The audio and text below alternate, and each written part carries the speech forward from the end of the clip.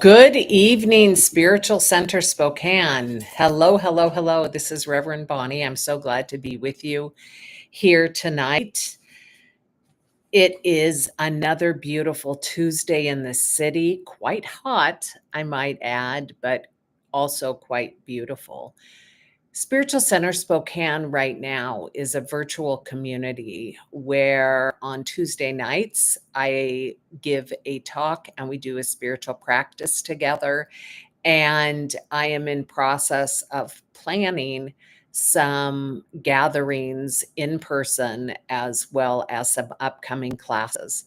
But for right now, I am undergoing a transformation, as many of us are, and right action for me is to continue with Tuesday nights and to see what Spirit wants to unfold through me and through us. And so, welcome. And if you like what you end up hearing tonight or experiencing tonight through the meditations, then please go to www.spiritualcenterspokane.org and sign up for the newsletter. It comes out every Monday. And while you're there, look at our blog, Worth Contemplating. I'm very proud of that blog. It is my thoughts for every Monday before each week before going on Tuesdays. So tonight, I'm going to be talking about spiritual living, what it is, and what it's become for me. So when I started this whole endeavor, I was asked by people who knew me to pull the curtain back so that they could see what it means and what it looks like to live spiritually. Because living spiritually does not mean that everything goes your way. It does not mean that everything works out for you in the way you think it ought to. It's not a magic potion, but it is a way of meeting life with generosity and open-heartedness in a way where life is more enjoyable than not. And there is a communion that happens between the invisible realm, the spirit realm, and the physical realm. So there's a lot of juiciness in life when we are living from spirit. So I had an interesting week. And on July 5th, the day after the 4th, I went dancing at an outdoor arena, an outdoor pub, an outdoor gathering spot in Lake Coeur d'Alene in Idaho, and went with a group of friends. And one of them, who was newer on the spiritual journey, is reading right now about the fifth dimension, and she wanted to have a conversation about spirit.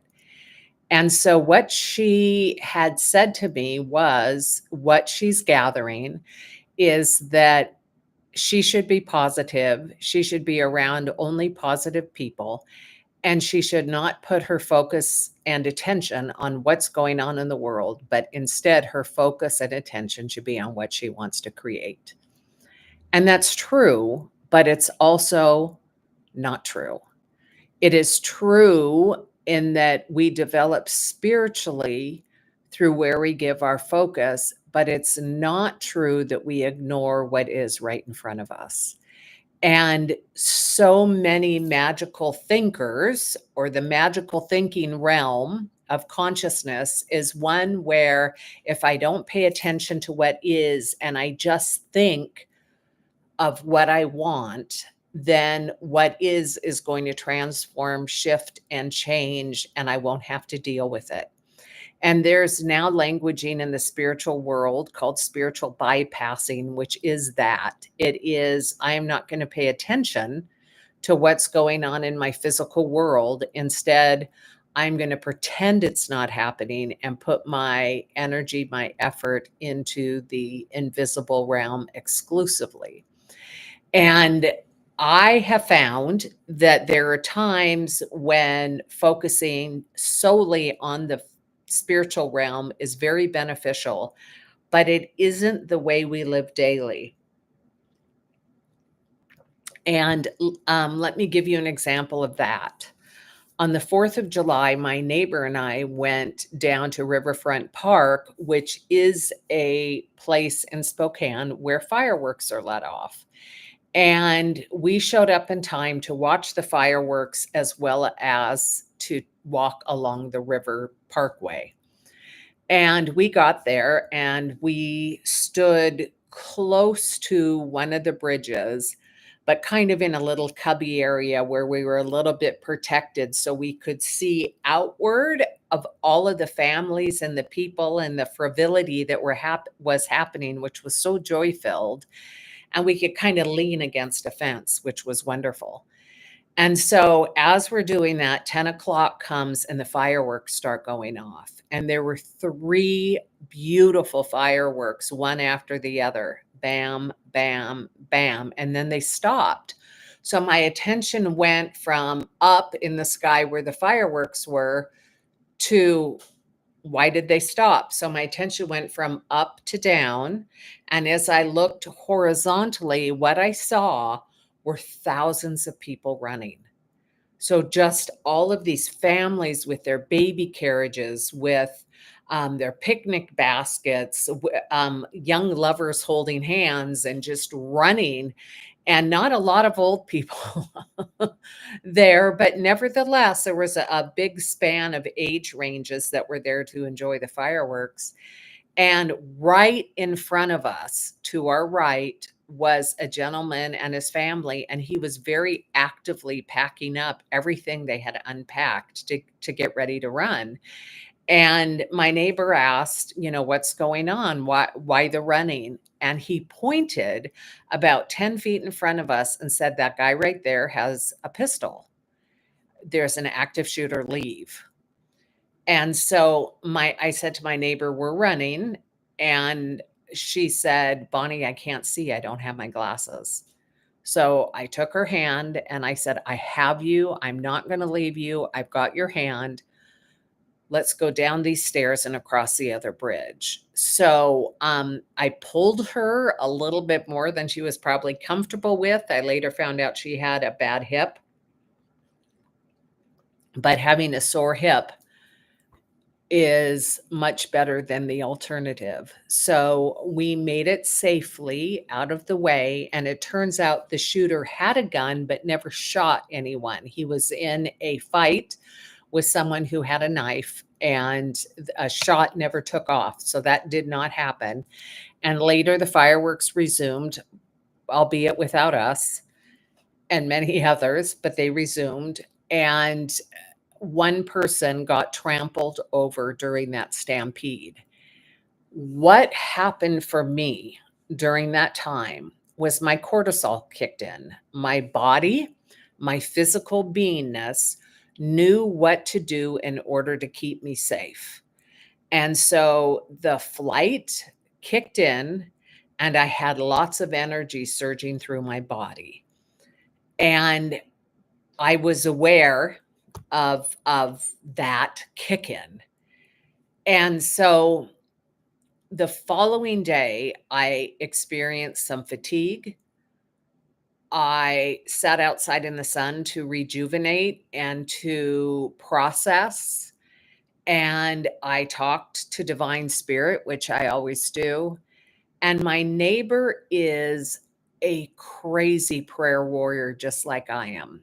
Every morning, she can be in her backyard while I'm in mine, or in her house while I'm in mine, and the two of us are praying up a storm. And so we both talked later about how interesting it was that we both felt called to be down there. And for whatever reason, prayer warriors were present in the midst of what could have been quite a disaster and quite an evening. So the two of us talked about it and decompressed some. Like I said, I prayed, I meditated, I rested, I processed. I texted a bunch of friends to let them know what was going on. So I had a community of support, which is spectacular and fantastic. And I noticed that the trauma that had initially been in my body to create the cortisol was gone. So there was a time in my healing journey where trauma could last for years or trauma could last for months, but now it's processing a lot quicker. I just don't have the capacity to hold the trauma like I once did, in part because I am involved in a spiritual life so actively that it happens. It definitely happened. Just as several weeks ago, I shared with you when I lost the small claims court decision, I had it the next day I was down and then I was good. So things shift and change a lot quicker now. Yay. That's very good. So when this woman asked me, does being spiritual mean I live in the fifth dimension? The answer to that is both. It's both. I live in the here and now and what's in front of me, and I do not ignore it. It is what is. I remember reading a book many decades ago by Shakti Gawain that had said to her, I think he was Hindu, her Hindu teacher, she said, if everything is an illusion, then why do I have to do anything? Like what does that mean? And he said, well, even though it's an illusion that your house is on fire, you better call a fire person to put it out. So it's like that. It's like I am not going to ignore that there is someone 10 feet away from me with a gun. I'm not going to ignore that. I'm going to act accordingly. And I am going to process what I need to process so that I can continue to show up in and as the light that I am. And I'm also going to trust that divine presence knew what it was doing when it brought the two of us down there to stand witness to this. But my point being that it's a both and. Whatever's in front of me right now, I fasted all day. So I feel like my mind is a little woo. And I love it. I've been doing periodic fasts all summer. It's really quite lovely. So I am aware of what's going on with my body right now as I am fasting, and I'm also connecting to divine spirit. It's not one or the other. And if I get shocked and pulled out of connection, if I get shocked, then I bring myself back. So it's this interesting dynamic of God and I, brother, what is your last name? The guy who washed the dishes, brother, not Thomas. I'll think of it later. He said all the time, Brother Lawrence consciousness was when I'm washing the dishes, it's God and I doing the dishes. When I am of service to another human being, it's God and I in service to the other human being.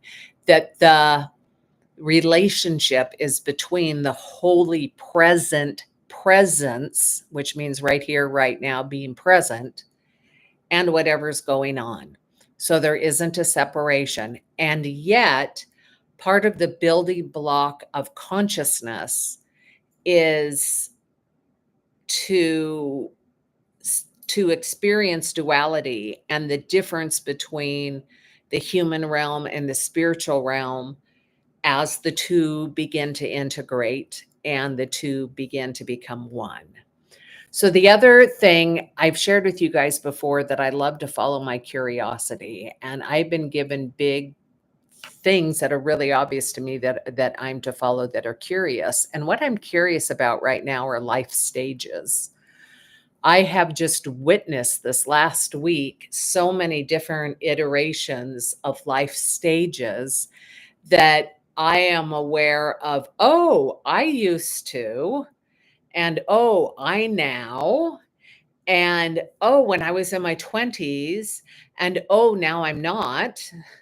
And so the the observation of what happens when we are entering into the last chapters of our life in physical form what that might look like and what that might feel like and how I might show up. And so I'm guided spiritually, and who I am spiritually is matching where I am physically with my age in the world. I am now more of a wisdom keeper than I am of a learner. So I bought this book, Falling Upward by Richard Rohr, and I unfortunately bought the journal, not the book. So I had to go back and purchase the book because I did not read close enough. And here's just a couple things he said that I think are really quite beautiful. All right. He says there are two development of groups and institutions through two distinct stages: building our container and finding its contents. Knowing the difference keeps us from beating our head against the wall and forever asking, why is my life not working? It keeps us from trying to pound round pegs and square holes or calling other people's pegs wrong. He goes on later to say much of religion has remained stuck and immature because it has not developed the gift of winnowing reality. Winnowing reality. So again, he's not saying we live somewhere else, but instead we live here, which is what we mean by wisdom: separating essentials from non essentials and discerning with subtlety instead of just imposing a one size fits all law. Religion, I'm afraid, is notorious for this. Discernment, or awakening as some might call it, is a part of what Buddhism focuses on in its eightfold path of wisdom: right view, right intention, right speech, right action, right livelihood, right effort, right mindfulness, right concentration. True rightness demands a lot more than just obeying laws and following local recent custom, which tends to pad and affirm the ego self. Moving on, he says, the movement outward as part of maturity is no new pattern.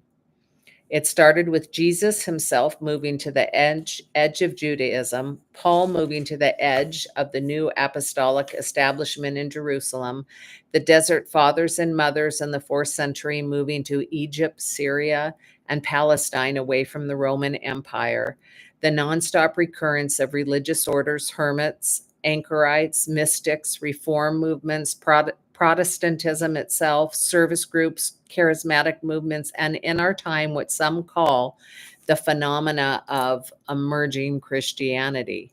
Eventually, like all healthy children, you do have to leave home. Wow. Wow. Isn't that beautiful? So, leaving home means a whole lot of things, including including so there's the leaving home, but there's also the returning home as a new being. That's what I want to add to that. So we have our values as we're growing up. We have what is important to us. And as we leave home and go out and discover, we leave our internal and go out and discover the external. We come back home to the internal. And then there's an integration that can happen if we become awake and aware to it. So I am hoping this makes sense. Like I said, I am fasting. And so in some ways I'm feeling like this isn't very coherent, but energetically it is. So if I'm not making much sense with words, please feel into what I'm saying. And that is that both and is the answer. It isn't either or, it isn't inside or outside, it isn't being or becoming, it is both and. It is inner, outer, being, becoming, that all of that is mixed together. And it isn't human or divine either, because at some point in our spiritual journey, we define that being human is being divine, that the divinity that is within the human becomes the human, and the two become one. So it's an interesting journey that you and I are on, and I bless us for taking it. So let's meditate together.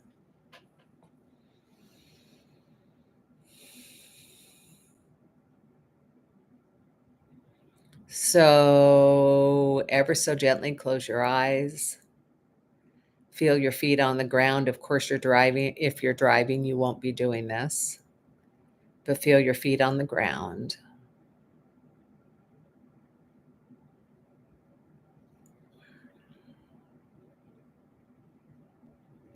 And the more we practice meditation, the more we realize the holiness of everything. The ground is holy ground. The ground is holy ground. We learned in metaphysics that the ground is form, but we also learn in metaphysics that everything, including form, is holy. And mysticism knows there's no differentiation.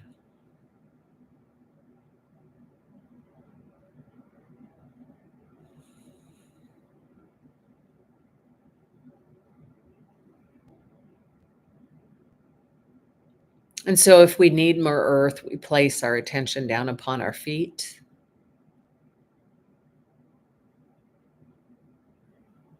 And if we need more expansion, our attention is not on the ground, but our feet that are on the ground.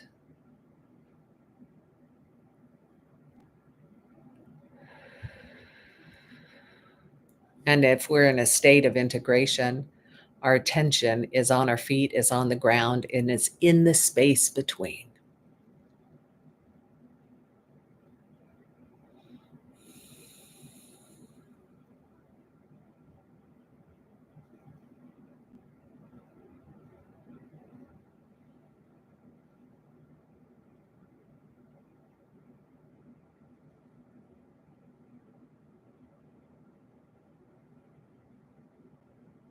And so now, as we feel our feet on the ground, I just invite you to feel your breath moving throughout your body temple.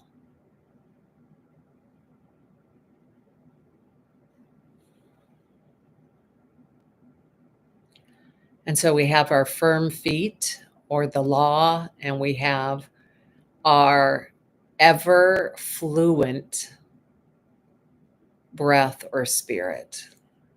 So both and. We have solid, we have particle, and we have wave.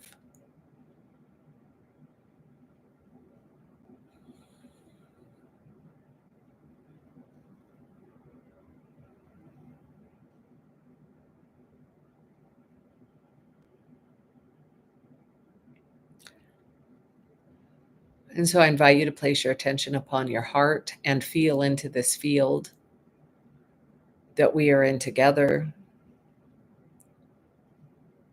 Whether you're here right in the here and now or whether you watch later, it doesn't matter. There is no time and space and spirit, and we are together in consciousness.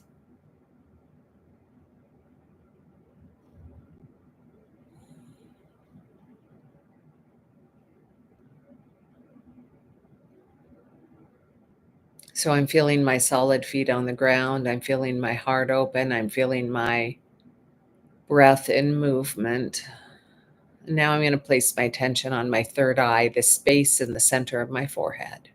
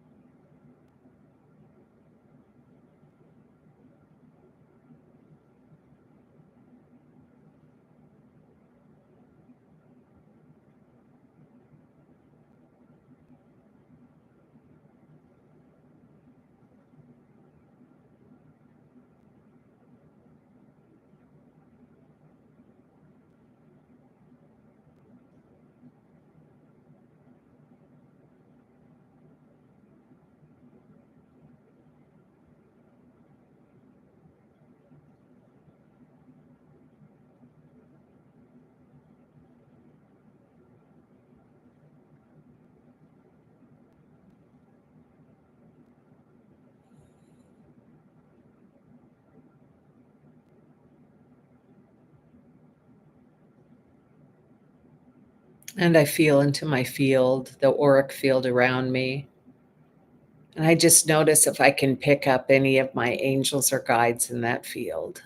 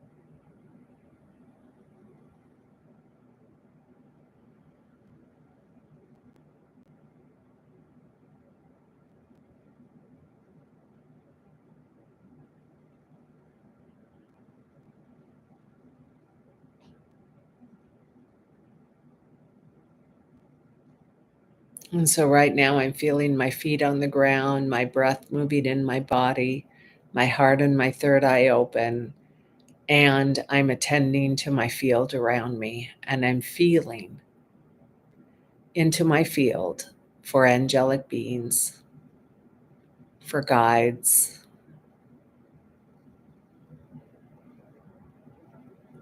for ancestors, for those who are part of my cosmic team.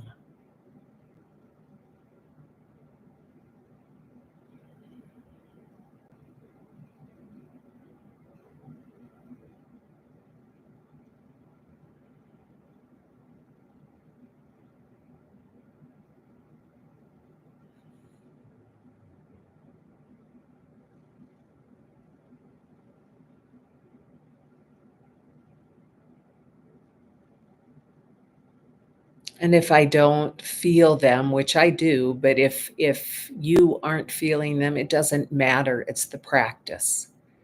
It's the practice of getting centered and feeling into the space around you so that it becomes the energetic that you trust more than anything else. It's a symbiotic relationship between the physical and the invisible.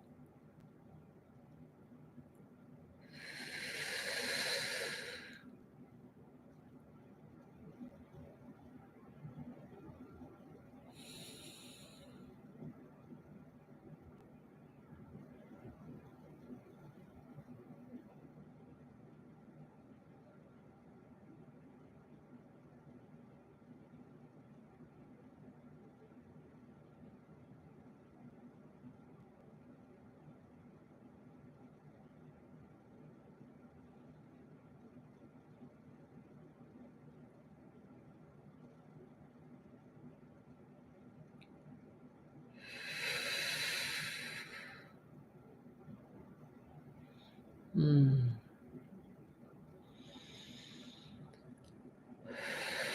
And so I just give thanks for this opportunity to get quiet, to center into our home base, to feel into the field of the presence, the field, the fertile field of life herself. Mm. And I speak my word for those who are listening that if there's any physical healing that is being desired, that those words be spoken aloud right now. That the possibility of physical wholeness exists in the field. It most likely will require change, but it exists.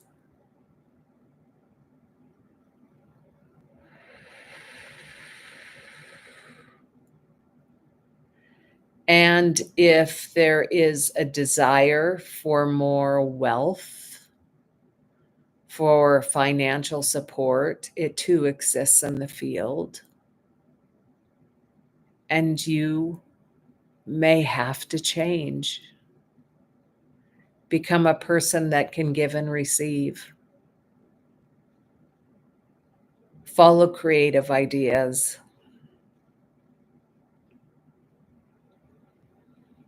become curious, take risks. But the knowing of this is in your field, it's in my field. And how about love? How about divine love, love of friends, love of intimate partner, love of children and grandchildren? All of that is available to you in the field and is in operation through you.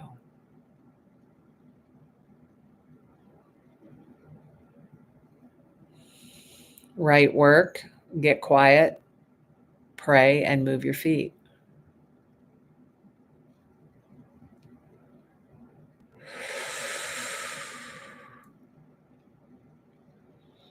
And so let's just feel into the potency of possibility. Remember, with God, all things are possible to those who believe. And believe means faith and action. Mm. And so, right here and right now, we're going to close out in prayer. And I just give thanks for each and every person who has tuned in and turned on this YouTube channel, knowing that they are both blessed and a blessing, knowing that the presence of God is at work in, through, and as each one of us, that there isn't God and anyone, there's God as each of us, that God said, let there be, and we be, you and I be. And we are here to be light on the planet. We are here to be truth on the planet. We are here to be the peace that we seek. We are here to be love. We are here to be grace. We are here to be joy. And from this buoyant space and place, I speak my word today for the residents of Texas and for the flooding that's happened. I speak my word for all needs met, for restoration,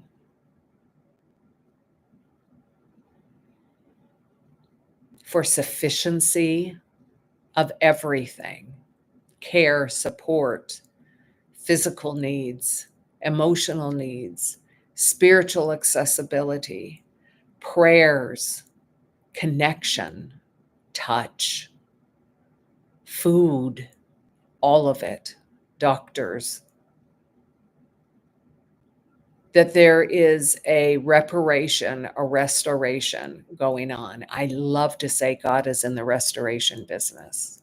And for all of those families that are afraid or mourning, I know that right where they are, divine presence, love, God's spirit is.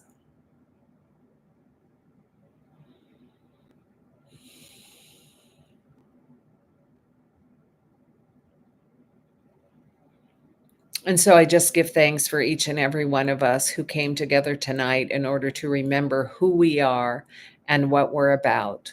I give thanks for the time we had together to meditate and to pray, and for the shared conversation, albeit feeling a little weird inside of my body, coming from the inward to outward. I trust that the message is received, and in a way that is open and uplifting. And I just give thanks for each and every one of us, for this thing called life, for being here on the planet right here and right now. And for another week above ground, I give thanks. And together we say, and so it is. Amen. All right, my friends, love and blessing to you. Thank you so much. And may you be awake and aware of your blessing.